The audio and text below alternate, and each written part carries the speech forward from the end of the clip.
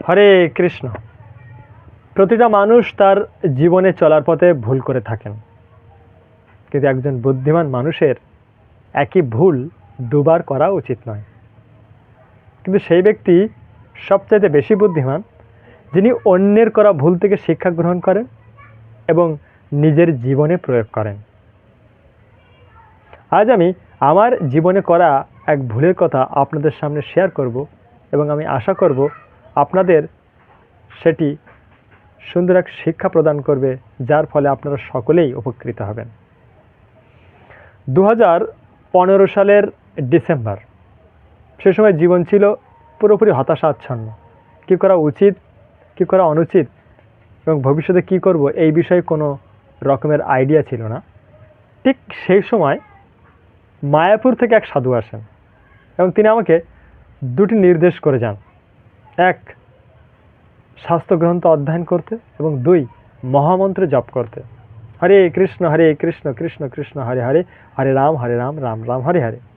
এবং তিনি আমাকে এক্স্যাক্টলি এই কপিটা দিয়ে যান।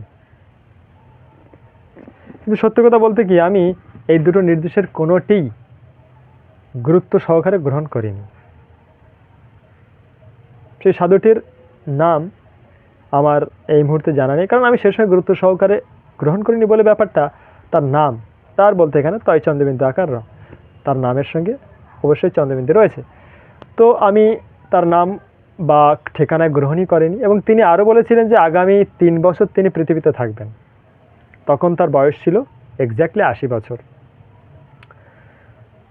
তো তারপরে কয়েক বছর পরে হঠাৎ একদিন ইউটিউবে একটা চমৎকার ভিডিও দেখি হিজ গ্রেস অমরেন্দ্র দাসের। তো তিনি চাণক্য পণ্ডিতের একটি শ্লোক কোট করেছিলেন। শ্লোকটির বাংলা এরকম: একজন বুদ্ধিমান ব্যক্তি সারাটা দিন কিভাবে অতিবাহিত করেন।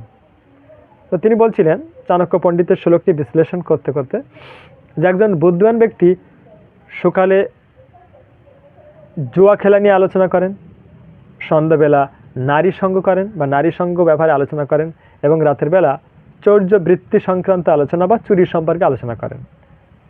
তো ব্যাপারটা আমার কাছে একটু অবাক লেগেছিল।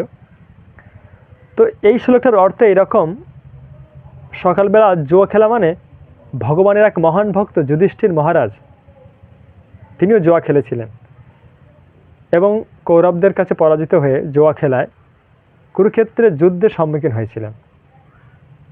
এবং ঠিক যুদ্ধের আগের মুহূর্তে ভগবান শ্রীকৃষ্ণ গীতার কথা প্রচার করতে পেরেছিলেন। ভগবান শ্রীকৃষ্ণ গীতার বাণী অর্জুনকে শুনিয়েছিলেন। অর্থাৎ সকালবেলা আমাদের গীতা থেকে শিক্ষা গ্রহণ করা উচিত বা মহাভারত থেকে শিক্ষা গ্রহণ করা উচিত। সন্ধ্যাবেলা নারী সঙ্গ, এক্ষেত্রে ভগবান রামচন্দ্রের ইটার্নাল কনসর্ট সীতামাতার কথাই বলা হয়েছে। অর্থাৎ সন্ধ্যাবেলা আমাদের রামায়ণ থেকে শিক্ষা গ্রহণ করা উচিত। এবং রাতের বেলা ভগবান শ্রীকৃষ্ণের শৈশবের মধুর লীলা। ভগবান শ্রীকৃষ্ণ শৈশবে গোকুলে মাখন চুরি করতেন। অর্থাৎ ভগবান শ্রীকৃষ্ণের জীবন লীলা সংক্রান্ত শ্রীমদ্ ভাগবতম থেকে শিক্ষা গ্রহণ করা উচিত আমাদের রাতের বেলা। তো আমার খুবই ইন্টারেস্ট লাগে, খুব মজার লাগে অমরেন্দ্র দাসের এই সুন্দর প্রবচনটি। তারপর থেকে আমি অমরেন্দ্র দাস বা আধ্যাত্মিক প্রবচনের প্রতি আকৃষ্ট হয়ে যাই এবং ধীরে ধীরে এটা জানতে থাকি যে জীবনে উন্নতি লাভ করতে গেলে একটা জিনিসের খুবই গুরুত্ব, আর সেটা হচ্ছে ব্রহ্মচর্য পালন করা, ব্রহ্মচর্য রক্ষা করা। কারণ আয়ুর্বেদের মত অনুসারে 80 ড্রপ রক্ত ইজিক্যাল টু 1 ড্রপ অফ সেমেন। অর্থাৎ 80 ড্রপ বা 80 ফোঁটা রক্ত সমান সমান 1 ড্রপ শুক্রাণু। কোনো ব্যক্তি 3 মাস পর পর রক্ত দেওয়ার জন্য এলিজিবল হয়, কিন্তু সে যদি প্রতিদিন রক্ত দেয় তাহলে তার মৃত্যু অবধারিত। একই রকমভাবে যদি কেউ প্রতিদিনই শুক্রাণু শরীর থেকে বের করে দেয় তাহলে তার অবস্থা খুবই শোচনীয় হবে।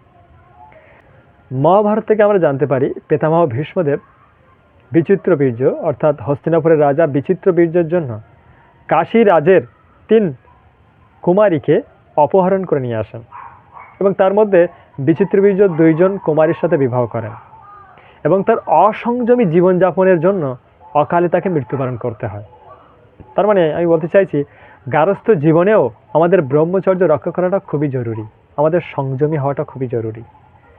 তাই আধ্যাত্মিকতার উন্নতি বা যদি আমি লৌকিক উন্নতিও করতে চাই, তাহলে আমাকে ব্রহ্মচর্য রক্ষা করা খুবই গুরুত্বপূর্ণ।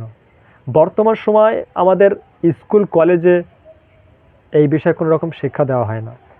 এর ফলে বিশেষ করে ছাত্র জীবনে সবাই কুসঙ্গে পড়ে এই ভুল পথে পরিচালিত হয়।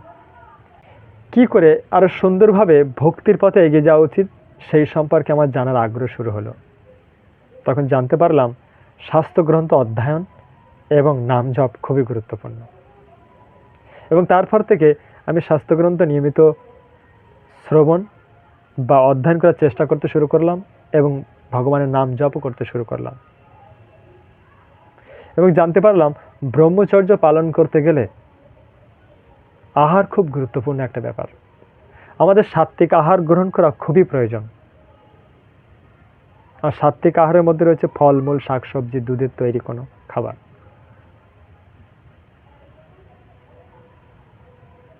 এবং আমাদের অ্যাসোসিয়েশন বা সঙ্গ সেটাও খুবই গুরুত্বপূর্ণ। কেমন সঙ্গে আমরা আছি তারপরে নির্ভর করবে আমাদের চিন্তা ভাবনা এবং কার্যকলাপ কেমন হবে। তো এই ভিডিওর মাধ্যমে আমি এটা জানাতে চাই, 2015 সালে আমি যে নির্দেশটি পেয়েছিলাম ভগবানের নাম জপ করা এবং শাস্ত্রগ্রন্থ অধ্যয়ন করার, আমি ঠিক সেই সময় সেটা গুরুত্ব সহকারে গ্রহণ করিনি। ভগবানের নাম জপ এবং শাস্ত্রগ্রন্থ অধ্যয়নের প্রচেষ্টা খুব গুরুত্ব সহকারে গ্রহণ করি প্রায় তার 4 বছর পরে 2019 সাল থেকে। তাই আমি সকলকে অনুরোধ করব যে এই মুহূর্তে আমাদের ভগবানের নাম জপ শুরু করা উচিত এবং নিয়মিত ভগবানের শাস্ত্রগ্রন্থ যেমন গীতা, শ্রীমদ্ ভাগবত, চৈতন্য চরিতামৃত অধ্যয়ন করা বা শ্রবণ করা উচিত। কারণ প্রতিটা মুহূর্তেই গুরুত্বপূর্ণ, জীবনের প্রতিটা দিনই গুরুত্বপূর্ণ। কারণ আমরা কেউই জানি না কখন আমাদের এই পৃথিবী ত্যাগ করতে হবে। তাই যেটুকু সময় আমরা পৃথিবীতে থাকব সুখে শান্তিতে যাতে থাকতে পারি, তার জন্য আমাদের ভগবানের নাম জপ করা এবং শ্রীমদ্ ভগবদ্ গীতা এবং ভাগবত পাঠ করা উচিত। এর ফলে জীবন আরও সুন্দর হবে। আমার এই করা ভুল থেকে আপনারা শিক্ষা গ্রহণ করুন, তাহলে আরও সহজ এবং সরল হবে আপনাদের জীবন।